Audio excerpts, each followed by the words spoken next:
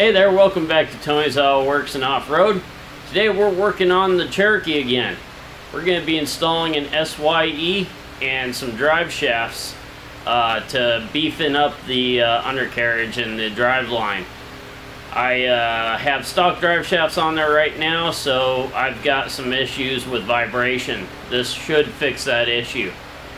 I'm going to show you the tools and everything that you need to get this done, and I'm going to show you real quick parts we're working with. So here we've got two Tom Woods drive shafts.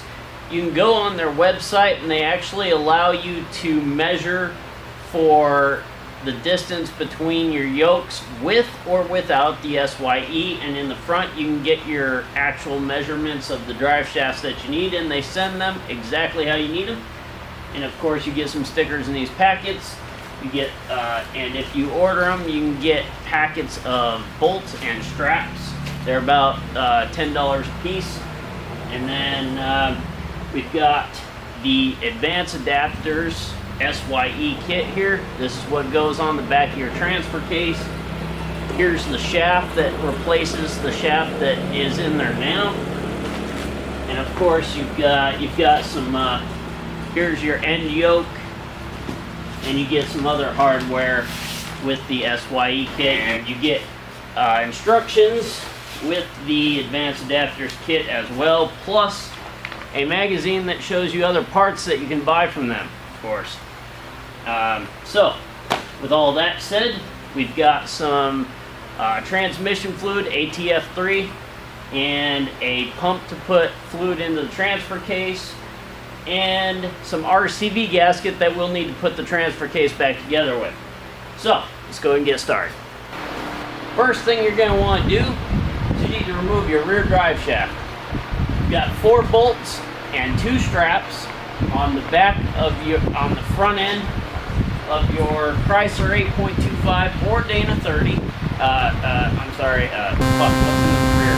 35, Dana 35 or Chrysler 8.2.5. You've got 2 bolts here and 2 bolts here. You'll remove this drive shaft and it will pull right out of the transfer case in the front. It'll just slip right out. Should be plenty easy, shouldn't have any trouble with that. This shaft here is going to be replaced. This whole piece back here is going to be replaced when we put the SYE on. And of course this will not be a slip yoke back here, it will be a solid yoke piece, and the drive shaft will attach directly to a yoke attached to the transfer case. So it be stronger, it'll make the transfer case stronger, it'll have a better drive shaft. It's going to be a really good upgrade. So now we need to undo this piece here, or if you want to, you can take the transfer case out, which has... First thing you want to do is you want to remove this transfer case transmission cross member here if you are going to remove your transfer case, and then you need to get to the bolts for the transfer case. But this is going to be your first project right here. You need to remove once you remove the nuts from your transfer case, you're able to pull the transfer case out from the transmission, or you can do it right here. Now with your outer piece for the transfer case, this is how it comes. You get your bearing already installed, which is nice. And then you get this seal here. It has a coned outer edge here. As you can see on the other side, it is not coned. This is the side that you're going to put upwards. You want to place it in here. Use a piece of lumber of some sort that will cover the whole thing nice and flat. And you want to make sure that you get the surface of the seal here flush with the casting surface. So you'll just use a piece of wood, kind of pound around,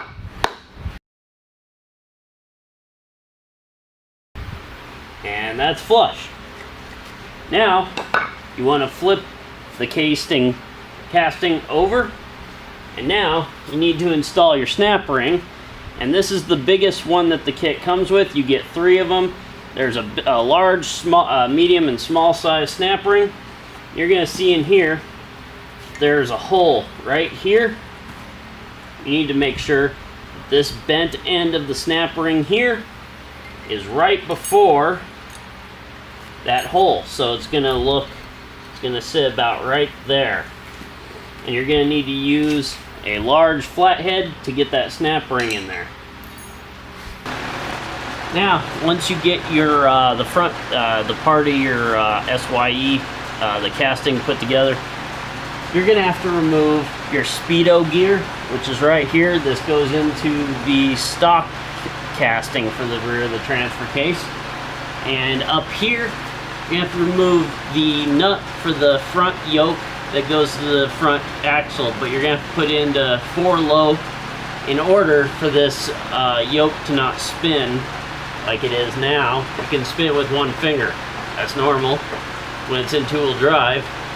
But first, you need to remove this transmission mount here. It's got 4 bolts. You might have a transfer case drop kit in it, so go ahead and remove this.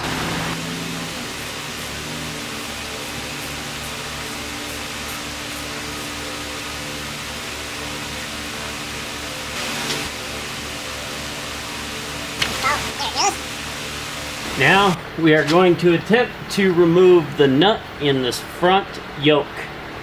Now you're going to need a socket that is 1 1/8 inch. Make sure you've got a socket that's going to fit in there. And that goes right in there, right in the center of the yoke. Now you can use nice large semi ratchet, or if you've got a air compressor that operates the way it's supposed to, you can use an air wrench.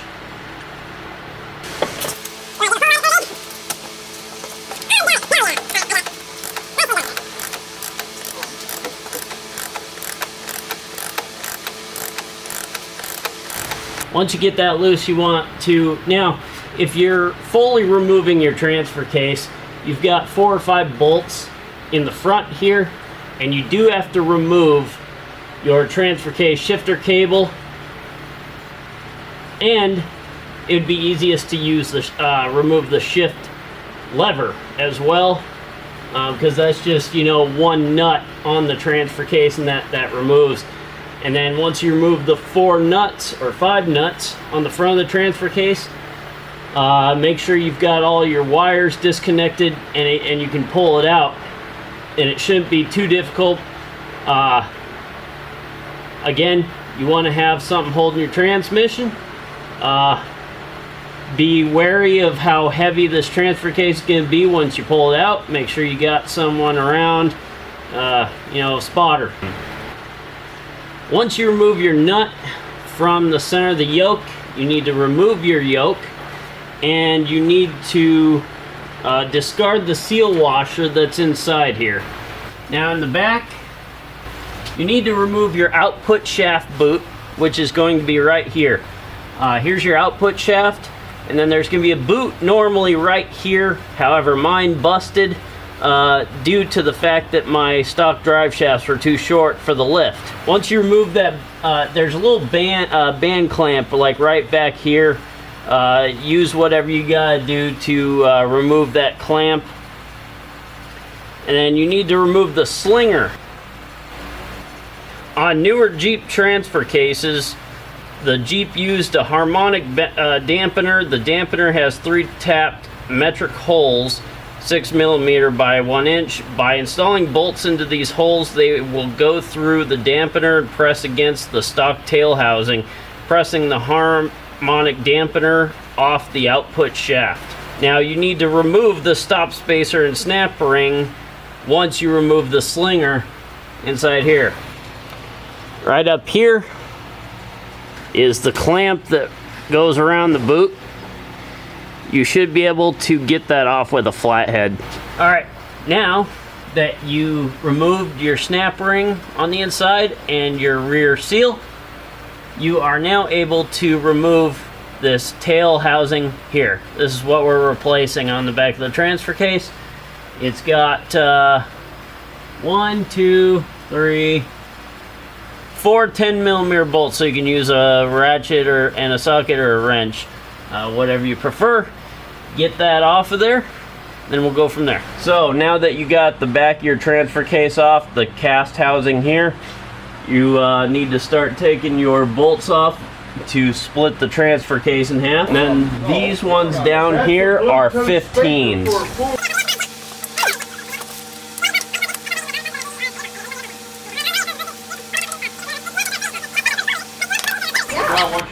Alright, now you want to keep in mind that this bolt, this bolt, this bolt, nope, I said to myself, this bolt not calling him. If I have to call anybody, are all 15mm with no washer. I knew I wasn't gonna call This you, motherfucker. 15 over here on the far side is a 15 with a washer. This 15 over here is has a washer. And then this 10mm bolt on the top, it has no washer. However, it is a 12 point. You want to make sure you use a 12 point 10mm socket for that. You need to crack your T-case in half, and there are very specific spots where you need to pry. You got to be careful not to damage your T-case housing. Now when you're prying this apart, make sure you pry at the cast in locations only. This is an aluminum T-case. You need to be careful about how you do this so you don't damage the housing. Once you remove your output shaft and your input shaft here, take your chain off, take your gears apart. You have to remove the gears from your output shaft, and you want to make sure you clean them. Check your chain for slack. This is a good time to check all for wear and everything like that. Clean everything up with brake cleaner, check for metal shavings, all that. Now that you got everything taken apart and cleaned, here's your new shaft. You have a little rubber gear looking deal here. That's going to go where the threads are. As you can see, the other side is not threaded. And here is the adapter for your speedo gear. This is going to go on this side of this piece here, and you just need to assemble this the same way that you took apart your other one. You need to make sure you paid attention to how these gears came off of the old one. They're going to slide on here like this. The other speedo gear is going this wide, and that one's that big. Like that. And then you need to install your new snap ring here. I've got my chain on. There's not a whole lot of play here. It's just about right. Make sure you don't lose this spring. Put this spring back on. And this guiding probe right here is going to go through the back of the casing. Make sure you clean everything out. Clean up your little magnet here that collects metal shavings. And then lube everything up with a nice gear lube. And then you can start putting your case back on. Make sure you get a nice layer of RTV on the front part of the case. And then you got to connect your pump to your filter. And then get your rear part of the case back onto your transfer case. Now, here's your speedometer gear. You want to make sure that it goes like that on there, like that. However, on the outside of the pump, there's going to be a snap ring that goes in this groove here. Then there's going to be a snap ring that goes in here that holds this on. But you gotta make sure you put this one on first. Be sure that when you're tightening up your 15s and your 10, that you go, you know, side to side, kind of like you would with a wheel, just to make sure that it mats evenly. And don't over tighten. Just get to a point where it feels nice and tight, and then you can further on.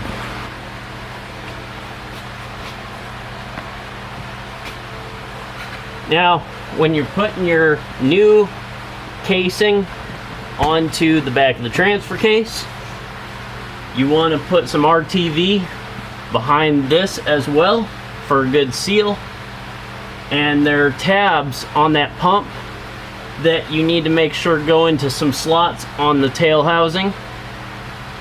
Slide on, make sure it fits nice. If something's not seeming like it's going on right, reposition. Just make sure you get that on there correct. And then do the same with these bolts, you know, back and forth, just like a wheel.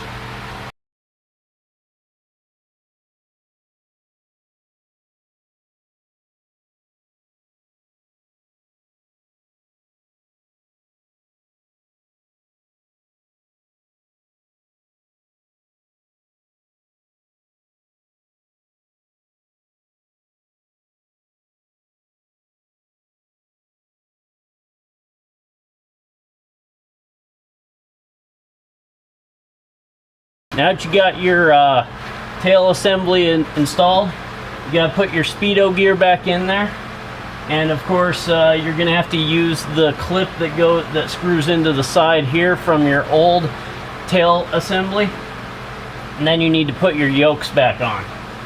Make sure that you have these little rubber gear looking deals, yoke seal. Make sure you've got that in front of the threads there. Tighten this up here. This is a little bolt that goes into the side of the tail assembly here. And it's got a little white gasket or washer in front of it. All this comes with the kit.